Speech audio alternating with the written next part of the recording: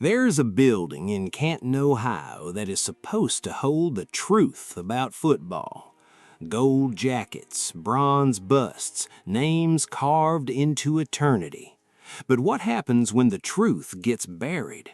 What happens when men who gave their entire lives, their marriages, their health, their souls to this game die without ever hearing their name called? What happens when the Hall of Fame becomes less about who deserves to be remembered and more about who is convenient to remember? Today we are going to talk about 10 men, 10 coaches. Some of them are gone, some of them are still waiting, watching calendars turn year after year. All of them built things in this league that other men took credit for. All of them shaped football as we know it today. And not a single one of them has a gold jacket. This is not a list of names. This is a reckoning. Before there was a hurry-up offense, before Peyton Manning ever snapped his fingers at the line of scrimmage, before any of us knew what a 2-minute drill even looked like, there was a man from Slayton, Texas with a stubborn mind and a revolutionary idea. Buddy Parker won back-to-back NFL championships with the Detroit Lions in 1952 and 1953. Think about what that means, back-to-back. In an era before the Super Bowl, before the salary cap, before any of the infrastructure that modern coaches take for granted, Parker built one of the most dominant teams in the history of professional football.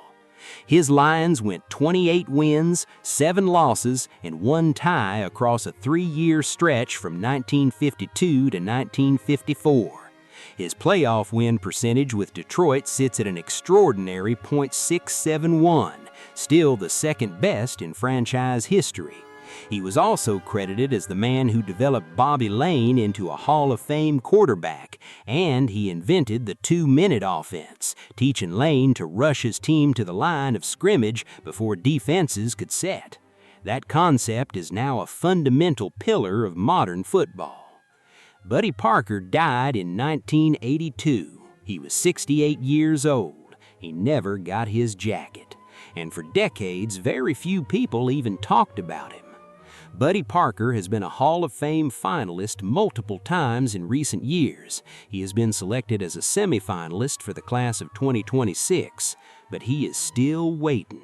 A man who changed how the game is played at its most critical moments, still waiting. That is not a celebration. That is a quiet, ongoing tragedy. Most people will never say this name out loud. But if you have ever watched a defense play the way a defense was meant to play, at least part of what you admired traces back to this man. Bill Arnsparger was the defensive architect of the 1972 Miami Dolphins, the only team in the history of the National Football League to finish a season without a single loss. 17-0, a perfect season. And the engine underneath Don Shula's legendary machine was Arnsparger's no-name defense, a unit so well-structured and so disciplined that they held opponents to the fewest points in the entire league. He did not stop there. He came back to Miami and built the Killer Bees defense of the early 1980s. He pioneered the 5-3 defense, which was the direct forerunner of what today is called the nickel package, now the base defensive formation in the entire NFL. He helped create situational substitution as a tactical weapon. He won 2 Super Bowls as a defensive coordinator. Don Shula, when Arnsparger passed away in 2015 at 88, said this: "He was one of the greatest defensive coaches in football. He molded 2 championship units and pioneered situational substitutions with the 5-3 defense that changed the way the game was played. If there was a Hall of Fame for assistant coaches, he would be one of the very first inductees." Let that sentence settle in your mind. If there was a Hall of Fame for assistant coaches. Shula himself said that, and Arnsparger is still not enshrined. He died still waiting. His innovations are in every single game played in this league every single Sunday, and his bust is not in Canton. The Hall of Fame has advanced his candidacy posthumously. He is a 2026 semifinalist, but he passed away in 2015.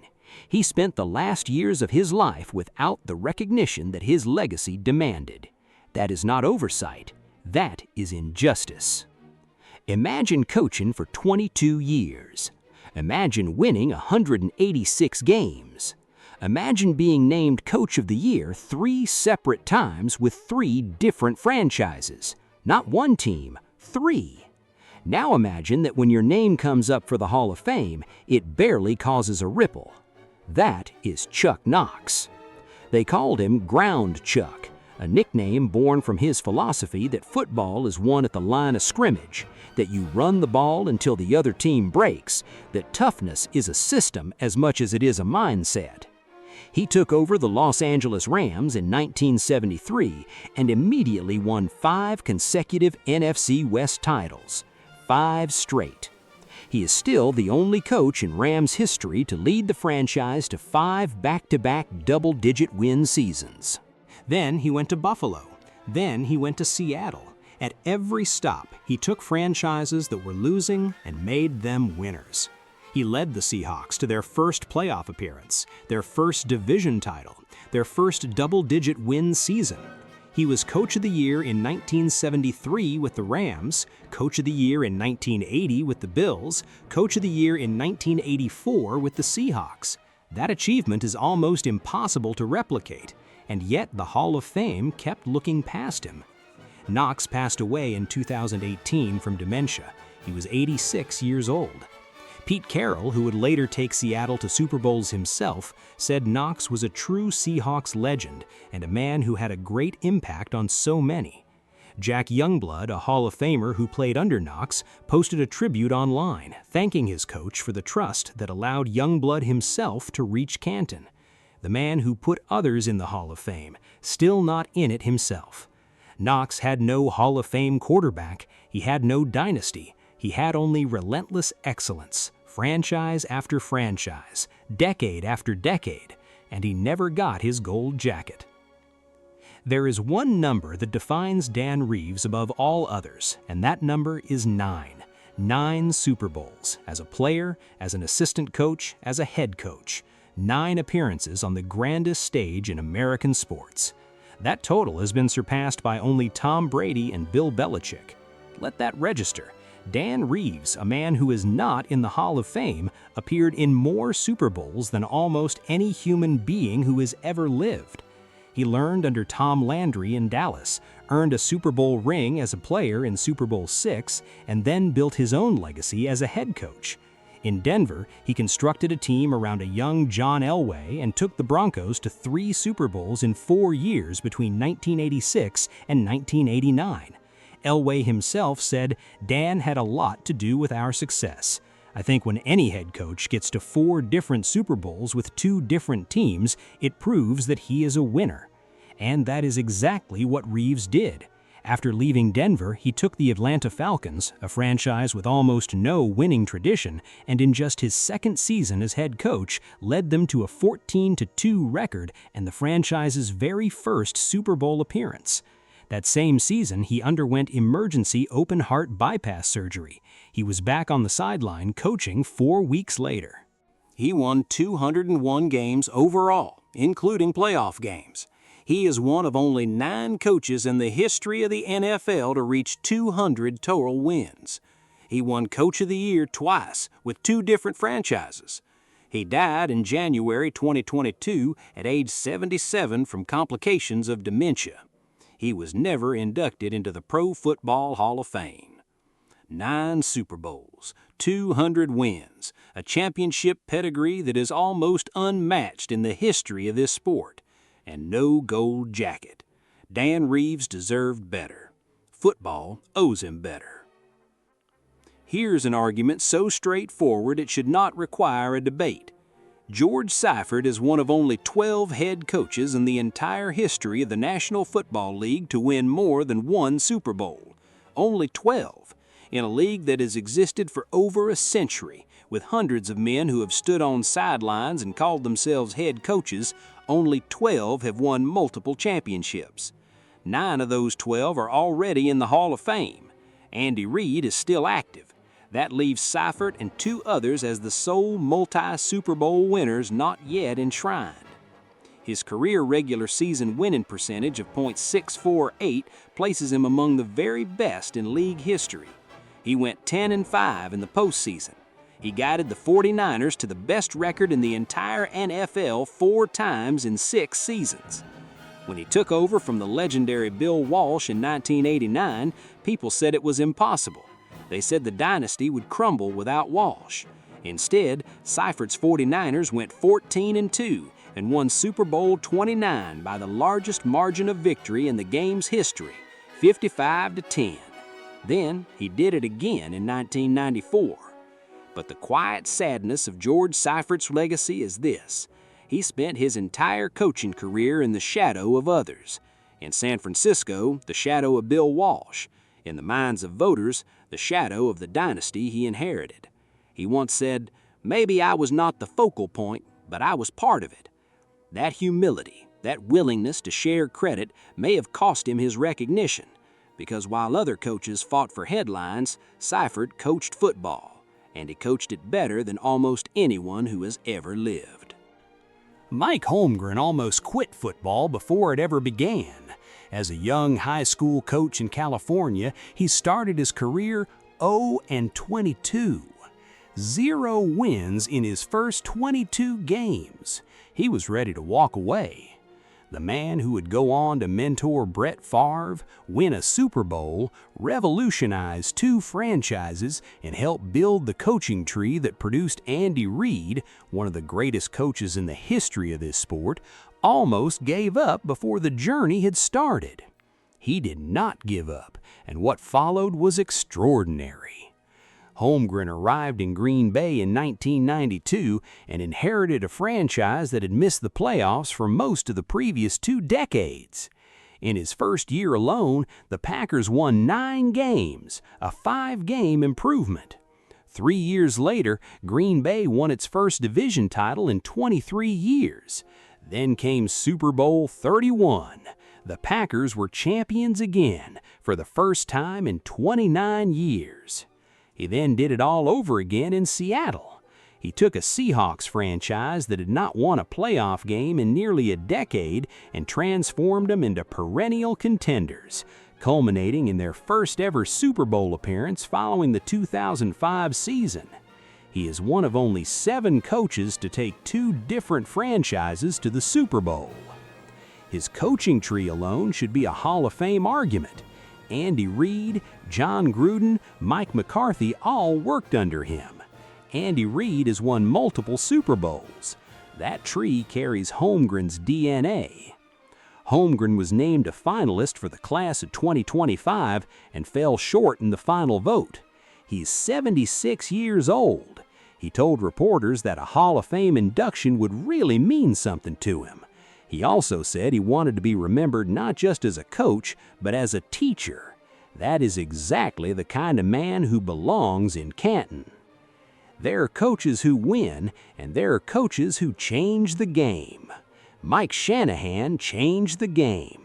His zone blocking, wide zone rushing scheme, which he implemented and perfected with the Broncos in the late 1990s, is now the foundation of offensive football across the entire NFL. When you watch the Kansas City Chiefs, the San Francisco 49ers, the Green Bay Packers, the LA Rams, what you are watching, in large part, is an evolved version of what Mike Shanahan created in Denver 30 years ago. His son, Kyle Shanahan, runs it in San Francisco. Sean McVay, one of the most celebrated offensive minds in the game, runs it in Los Angeles. Matt LaFleur runs it in Green Bay. They are all children of the same system, a system that Mike Shanahan built from nothing. And then there are the championships themselves. Back-to-back Super Bowls in 1997 and 1998 with the Denver Broncos. In 1997, his running back Terrell Davis rushed for 1,779 yards. In 1998, Davis rushed for 2,008 yards and 21 touchdowns, one of the single greatest seasons in NFL history.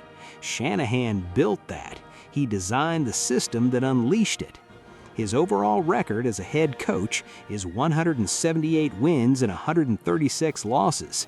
He won Coach of the Year. He reshaped how offenses think about the running game. Every Sunday across the NFL, coaches run some variation of what Shanahan drew on a chalkboard in Denver. And he is still not in the Hall of Fame. That is not simply an oversight. That is the Hall of Fame failing at its own stated mission. There's a photograph of Tom Coughlin on the sideline during the 2007 NFC Championship game in Green Bay. It was minus 23 degrees with the wind chill. His face is a deep, blazing red, nearly frozen. He looks like a man being asked to do the impossible. 2 weeks later, he won the Super Bowl. That image is Tom Coughlin in a single frame, a man who was always uncomfortable, always under pressure, always being underestimated, and always finding a way to win anyway. He built the Jacksonville Jaguars from nothing, from the very first day of their existence as an expansion franchise, and within 2 seasons had taken them to the AFC Championship game. He then coached that franchise to the conference title game again 2 years later. He was named Coach of the Year in 1996. Then came New York. He inherited a team with high expectations and an impatient fan base. He survived near termination. He held his team together through chaos, and in February 2008, he did something no one thought possible. He led a New York Giants team that entered the postseason as a wild card on a road only a team believed in itself could find, straight through to the Super Bowl, where they faced the New England Patriots, who had gone 16-0 in the regular season, one of the greatest teams ever assembled. The Giants won 17-14. It is widely considered the greatest upset in Super Bowl history. 4 years later, Coughlin did it again. Same opponent, same result. He is the only coach in NFL history to defeat Bill Belichick in the Super Bowl. He did it twice. Off the field, he founded the Tom Coughlin J Fund Foundation, which provides financial and emotional support to childhood cancer families. He named it after one of his own players who died of the disease. Tom Coughlin is a 2-time Super Bowl champion. He spent his career fighting for his players, for underdogs, and for families in crisis. He belongs in Canton. He never won a Super Bowl. Say that out loud. Let it stand in the room for a moment. Marty Schottenheimer never won a Super Bowl. Now let us balance that sentence with everything else.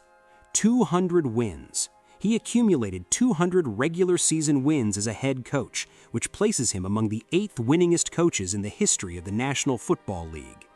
He coached 4 different franchises: the Cleveland Browns, the Kansas City Chiefs, the Washington Football Team, and the San Diego Chargers. At every stop, he built winning programs. He made 13 playoff appearances. He coached 6 straight seasons of playoff football in Kansas City from 1990 through 1995. LaDainian Tomlinson, a Hall of Fame running back, played under Schottenheimer in San Diego and said this about him: "The best coach I ever had. I never went into a game with Marty as coach feeling like I was not fully prepared to win. He cared more about the man than the athlete. I will remember him more for the life lessons that he taught me." But there is more to this story than wins and losses. Marty Schottenheimer was diagnosed with Alzheimer's disease in 2014. He spent the final years of his life slowly losing himself, losing the memories of all the things he had built and all the men he had shaped. By the time old friends came to visit, he would ask the same questions over and over, not because he did not care, but because the disease had taken the connective tissue of his mind. When his former player, Harry Carson, visited him near the end, Carson was moved to tears. When Carson drove away, Schottenheimer stood watching him go and placed his right hand over his heart. That was the last gesture of a man who had spent a lifetime pouring his heart into other people. He passed away on February 8, 2021, at the age of 77. He was surrounded by his family. At Bill Cowher's Hall of Fame induction speech that summer, Cowher, who had played under Schottenheimer and learned from him, broke down in an emotional moment and spoke directly to the memory of his mentor. He said, "Marty, you did so much for so many for so long. One day you will be in the Hall of Fame." That day has not come yet, but after everything this man gave to football, after every franchise he saved, every player whose life he changed, every game he prepared for with the dedication of a man who believed preparation was the highest form of love, after all of it, Marty Schottenheimer deserves that gold jacket more than almost anyone still waiting. On January 27, 2026, the sports world stopped. The Pro Football Hall of Fame announced its class of 2026, and Bill Belichick's name was not on the list. 6 Super Bowl rings as a head coach, 2 more as a defensive coordinator with the New York Giants, 8 total. Only Tom Brady, his own quarterback, has participated in more. He is the second winningest coach in the history of professional football, trailing only Don Shula. He holds 31 postseason victories as a head coach, an all-time record. He is the only coach in NFL history to be named to both the All-Decade team for the 2000s and the 2010s. He's on the NFL's 100th anniversary all-time team, alongside giants whose busts are already in Canton. Every single other coach on that all-time team is already enshrined in the Hall of Fame. Tom Brady's response to the snub was immediate and raw. He said, "I do not understand it. I was with him every day. If he is not a first-ballot Hall of Famer, there is really no coach that should ever be a first-ballot Hall of Famer, which is completely ridiculous. If I'm taking one coach to go out there to win a Super Bowl, give me one season. I'm taking Bill Belichick. That's enough said." Patrick Mahomes weighed in, LeBron James weighed in, Deion Sanders weighed in. The entire sports world looked at what the Hall of Fame had done and reacted with disbelief. The Pro Football Hall of Fame released a statement defending its process. One voter publicly admitted to choosing a team owner over Belichick, the very man who had delivered that owner 6 championships. The Hall of Fame warned that voters who violated its bylaws could be removed. But here is what cuts the deepest about this story. Belichick, who spent his entire coaching career building an image as the coldest, most calculating, most emotionally impenetrable figure in professional sports, took a phone call that Friday telling him he had been rejected. A man who cut legends without blinking, who dismissed greatness when it no longer served the team, who sacrificed relationships for competitive excellence, was on the receiving end of exactly what he had spent decades handing to others. The man who built the most dominant dynasty in the modern history of the sport, now coaching college football at the University of North Carolina at age 73, still waiting for the Hall of Fame to get it right. There is something profound in that, something almost poetic, not cruel, but deeply human. The game gives back what you put in, but not always on the schedule you expected. Bill Belichick will get in. Every reasonable person knows that. But the fact that it did not happen immediately, that voters chose something other than the most decorated coaching record in living memory, says something troubling about how football decides who is worth remembering. The Hall of Fame is supposed to answer a question, not who is most popular, not who is easiest to celebrate. The question it is supposed to answer is this: who changed this game? Who made football what it is? Bill Belichick changed it. Mike Shanahan changed it. Mike Holmgren changed it. Tom Coughlin changed it. Marty Schottenheimer changed it. George Seifert changed it. Dan Reeves changed it. Chuck Knox changed it. Bill Arnsparger changed it. Buddy Parker changed it. All 10 of these men left the game fundamentally different from how they found it.